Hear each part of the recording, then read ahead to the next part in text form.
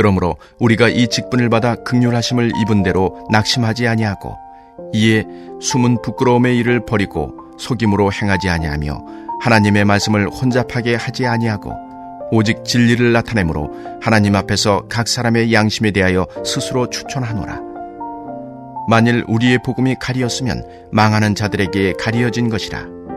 그 중에 이 세상의 신이 믿지 아니하는 자들의 마음을 혼미하게 하여 그리스도의 영광의 복음의 광채가 비치지 못하게 하매니 그리스도는 하나님의 형상이니라.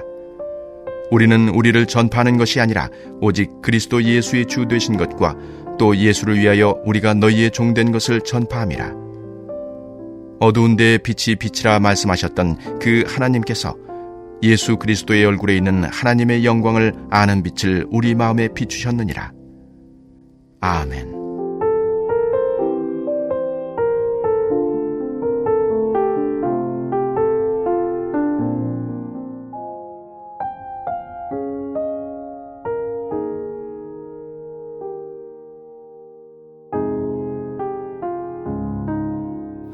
고린도후서를 쓰는 중요한 배경 중에 하나는 사도 바울의 사도권에 대해서 고린도 교인들이 의심했기 때문입니다. 바울에게 있어서 성도들이 사도권을 의심한다는 것은 어떤 의미일까?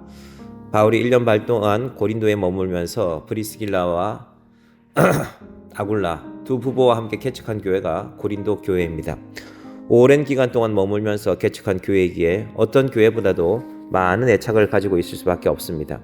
그런데 바로 그 고린도 교회가 사도 바울의 사도권을 의심한다라는 것은 사도 바울의 입장에서는 그가 전한 복음이 의심받게 되는 것입니다. 이것은 결코 사도 바울이 참을 수 없는 일입니다. 그러면 왜 고린도 교인들은 사도 바울의 사도권에 대해서 의심했을까? 바울이 떠난 이후에 고린도 교회에 유대주의적 성향을 가진 사람들이 방문하게 되었고, 그 사람들은 바울은 예수님을 생전에 한 번도 본 적도 없는 사람인데 무슨 사도이겠느냐라며 바울의 사도권을 반박했던 것입니다. 한편으로는 그러므로 인해서 예루살렘에서 오선 그들은 사도 바울이 가졌던 고린도 교회에 대한 주도권을 빼앗고 싶었던 것입니다. 이것이 바로 고린도 후서를 쓰게 된 배경입니다.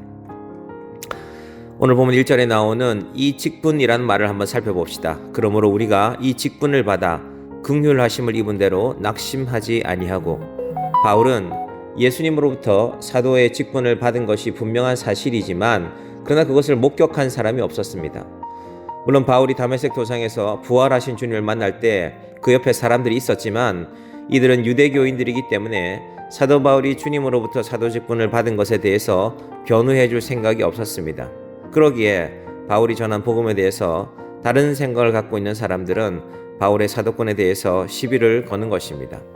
바울은 예수님으로부터 직접 받은 사도직을 충실히 수행하는 중 많은 박해를 당했습니다.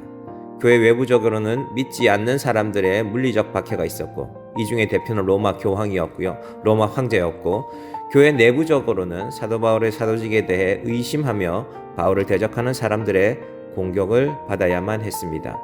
이런 상황이었기 때문에 1절에서 바울이 그러므로 우리가 이 직분을 받아 긍휼하심을 입은 대로 낙심하지 아니하고라고 말씀하고 있는 것입니다. 왜 사도 직분을 받은 일이 낙심할 일인가? 이런 의문을 던지는 사람들이 있을 텐데 바울이 처한 상황을 알면 바울이 왜 이런 말을 했는지 이해가 갑니다. 밖으로는 물리적인 박해, 매로 때리고 사도 바울을 괴롭히는 일들, 내부적으로는 자신의 사도권에 대해서 시비하고 조롱하고 모함하는 일들이 바울을 힘들게 했기에 바울이 그런 어려움에 처한 것입니다. 중요한 것은 이때 사도 바울이 어떻게 이 일에 대응하는가를 지켜보는 것입니다. 공격을 받으면 제일 일반적인 대응은 우리도 공격하는 것입니다. 사람이란 그런 존재입니다. 그러나 사도 바울은 공격하지 않습니다. 또한 사도 바울이 마음으로 굳건하게 다짐하는 것이 있습니다. 바로 낙심하지 않는 것입니다. 왜냐하면 바울의 반대파들이 바울을 박해하는 목적이 사도 바울이 낙심하도록 하는 것이기 때문입니다. 그런데 이것이야말로 사단의 전술입니다. 그래서 여러분, 믿음 앞에서 여러분의 믿음이 흔드는 일이 생길 때 혹은 억울한 일 앞에서 낙심하는 것은 사단의 계략에 빠지는 것입니다. 바울은 자신을 박해하는 세력들 앞에서 가짜 사도라고 조롱하는 성도들 앞에서 낙심하지 않습니다. 그리고는 이렇게 고백하고 있습니다. 2절 말씀을 보시면 이에 숨은 부끄러움의 일을 버리고 속임으로 행하지 아니하며 하나님의 말씀을 혼잡하게 하지 아니하고 오직 진리를 나타내므로 하나님 앞에서 각 사람의 양심에 대하여 스스로 추천하노라. 스스로 추천한다라는 말씀을 생각해 봅시다. 사도 바울은 자신은 예루살렘 교회의 사도들, 즉 베드로와 같은 사람으로부터 추천권을 받지는 못했습니다. 그러나 사도 바울은 스스로 추천한다고 말하고 있습니다. 여러분, 믿음은 하나님 앞에 홀로 서는 것입니다. 스스로 추천한다는 것이 바로 그 말입니다. 하나님, 세상 아무도 나를 알아주지 않아도 나는 나의 양심에 부끄럽지 않게, 나의 신앙에 부끄럽지 않게 하나님 앞에 내 스스로 내 직분을 감당하겠습니다 라는 것이 바로 사도 바울의 오늘 우리에게 주시는 말씀입니다. 사람들은 교회에서 두 가지 이유로 주로 실족하게 됩니다. 첫 번째는 목회자들에게 상처를 받을 수 있습니다. 목사님이 성경을 근거로 말했지만 때로는 내 삶의 형편을 생각해보면 이건 나에게 목사님이 하는 말이구나, 나를 공격하는 말이구나. 또 하나는 그렇게 오해하는 것이고, 또 하나는 성도들의 관계에서 오는 상처가 있습니다. 어떤 성도가 나에 대해서 흉을 보고 있다는 것을 들었을 때 마음이 어려워집니다. 그러나 여러분, 우리의 믿음은 첫 번째는 하나님 앞에서입니다. 내 양심에, 내 신앙 양심에 조금의 거리낌도 없이 행동하고 살아가고 있다면 다른 사람의 모함이나 비방에 관심을 두지 마시기 바랍니다. 사단은 연약한 사람을 도구로 사용하여 교회를 흔들기 마련입니다. 성숙한 사람은 다른 이의 실수나 연약함을 알고 있어도 말하지 않을 뿐더러 누군가를 어려움에 처할 가능성이 있는 말이나 행동을 삼고합니다. 여러분, 나는 누군가를 위해서 하는 말인데, 그러나 그 일이 한 사람을 연약하게 만들고 교회를 어려움에 빠뜨릴 수가 있습니다.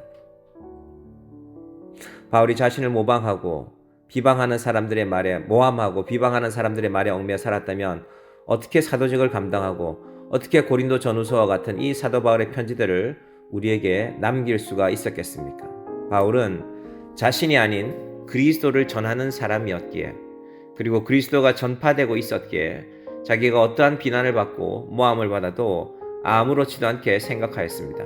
여러분, 우리도 그럴 수 있기를 바랍니다. 내 삶의 이유와 목적이 그리스도이기 때문에 그리스도를 전하는 것이기에 그리스도가 모함받고 비난받는 것이 아니고 내가 모함받고 내가 비난받는 것이라면 우리 아무렇지도 않게 넘어갑시다. 비난과 모함에 대해서 아무렇지도 않게 여길 수 있는 비결이 어디 있는가? 내 삶의 목적이 내가 아니라 그리스도에 있을 때입니다.